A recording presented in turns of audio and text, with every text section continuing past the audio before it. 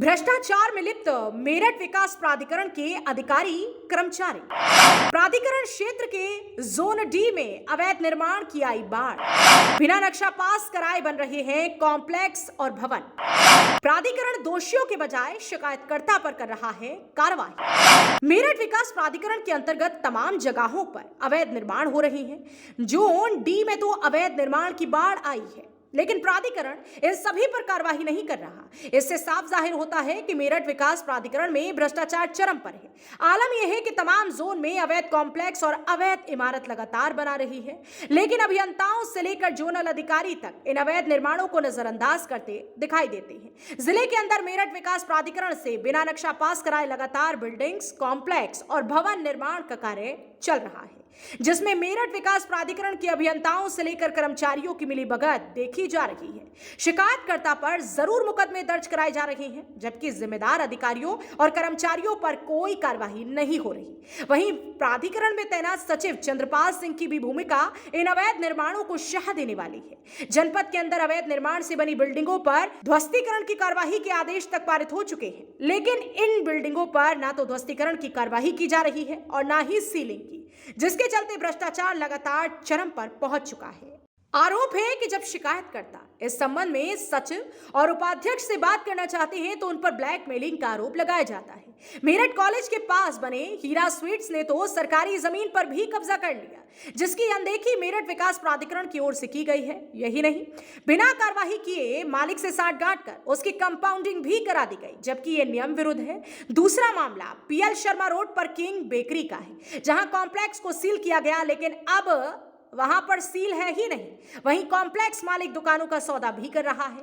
पूरे मार्केट को बनाने की छूट मेरठ विकास प्राधिकरण की ओर से दी गई है, जिस पर दिन रात काम करते हुए ये कॉम्प्लेक्स भी खड़ा कर दिया गया।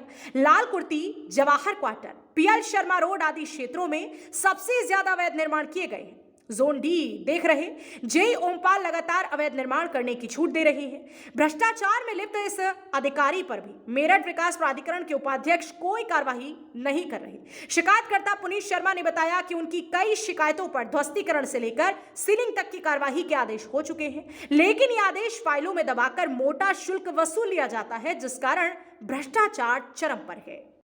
जितने भी सरकारी विभागों में लगभग भ्रष्टाचार चल रहा है, चरम पे है। उन सब की मैं जो है आरटीआई के माध्यम से सूचना मांगता हूं, पर कोई भी विभाग जो है सही सूचना नहीं देता और अधिकारी जो है अपने कर्मचारियों को बचाते रहते हैं, जबकि वीसी साहब कह रहे हैं कि जो भी कर्मचारी इसके अंदर भ्रष्टाचार में लिप्त होगा उनके खिलाफ कार्रवाई होगी। कई पत्रकारों के खिलाफ इन्होंने जो है वो एफआईआर भी कराई है, लेकिन अपने कर्मचारियों को सचिव साहब बचा लेते हैं। जब आरटीआई मांगी जाती है तो वो तीसरा पक्ष बता करके, क्योंकि ये मिले हुए हैं, और उनको बचा लेते हैं और तीसरा पक्ष होकर के सूचना नहीं देते हैं। जबकि मुझे ये जोन डी के एक ऐसा कॉम्प्लेक्स है जिसके अंदर 30 फीट की सड़क थी, सरकारी सड़क पे जो है अवैध निर्माण करके दुकानें बना के बेच दी गई हैं।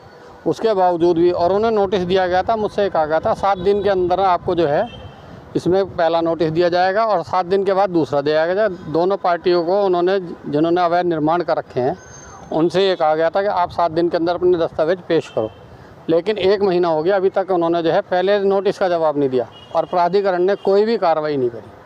पुनीत जी, कुछ शिकायतों पर आपके ध्वस्तीकरण के आदेश भी हुए हैं, उन पर क्या मामला? ये ध्वस्तीकरण के ही आदेश हैं, सब पे ध्वस्तीकरण के आदेश हैं, लेकिन क्योंकि तीसरा पक्ष बताता है ये मिले हुए हैं, इनके अधिकारी और इनके कर्मचारी मिले हुए हैं। अपने कर्मचारी अधिकारियों को बचाने के लिए जो है सचिव साहब जो है हर बार जो है तीसरा पक्ष बता के सूचना देने से मना कर देते हैं, क्योंकि ये जो है अगर ये भ्रष्टाचार नहीं करेंगे तो जो है कोई आदमी सूचना मांगेगा ही क्यों?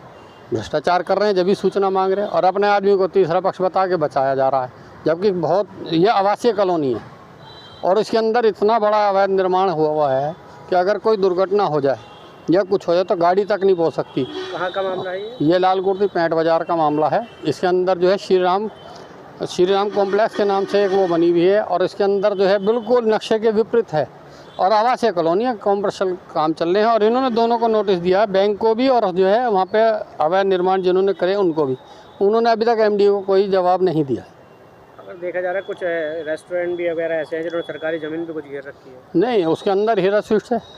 हीरा स्वीट्स ने जो है कंपाउंड कराया, लेकिन कंपाउंड क्या कराया कि जो पुराना नक्शा था वो उसी आधार पर बना हुआ है, जो कंपाउंडिंग कराई है गई है उसके अनुसार नहीं है, ना उसमें पार्किंग है ना कुछ है।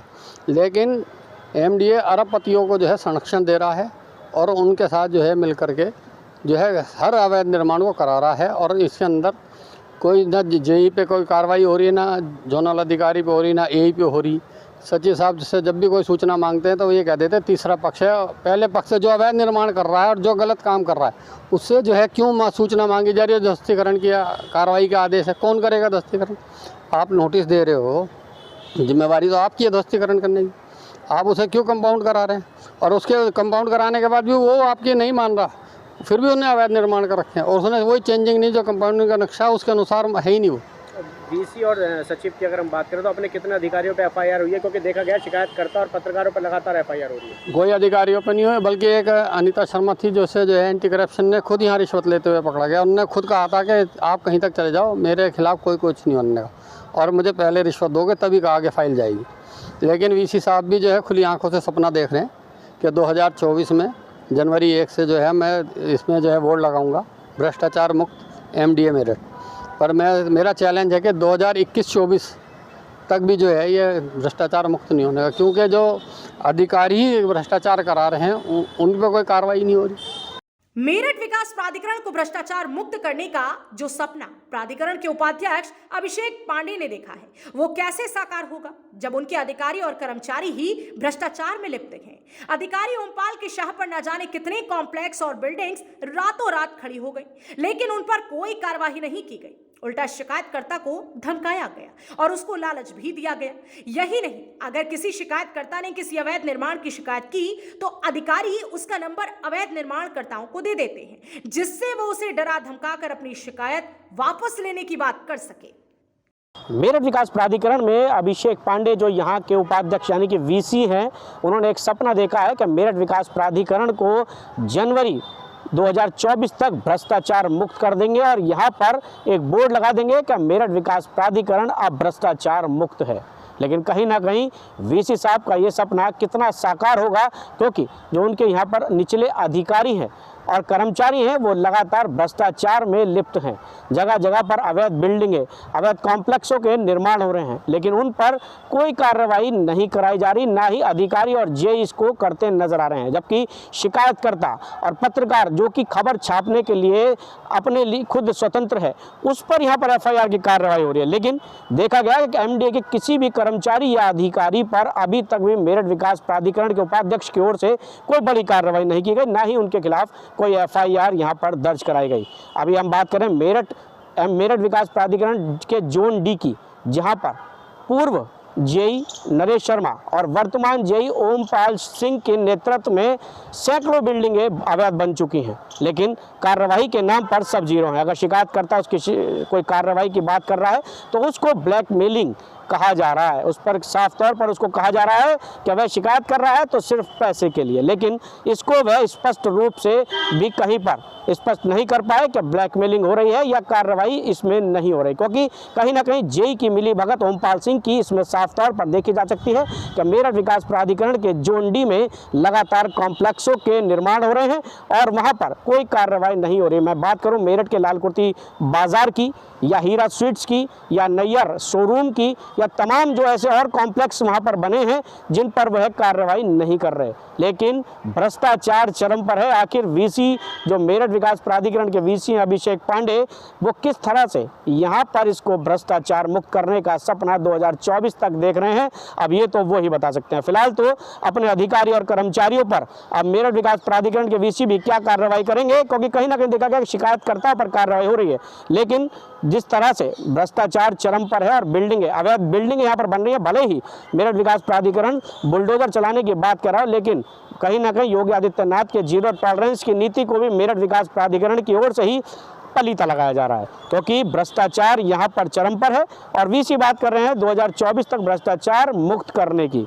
तो पहले अपने अधिकारियों और कर्मचारियों पर मेरठ विकास प्राधिकरण के वीसी को शिकंजा कसना चाहिए, तब जाकर शिकायतकर्ता पर वह शिकंजा कसे। अब देखना होगा कि जोन डी में जितने अवैध कॉम्प्लेक्स बने हैं उन पर मेरठ विकास प्राधिकरण के वीसी क्या कार्रवाई करेंगे, या फिर इसी तरह से उनके कर्मचारी और जेई वहां पर भ्रष्टाचार को चरम पर पहुंचा कर मानेंगे।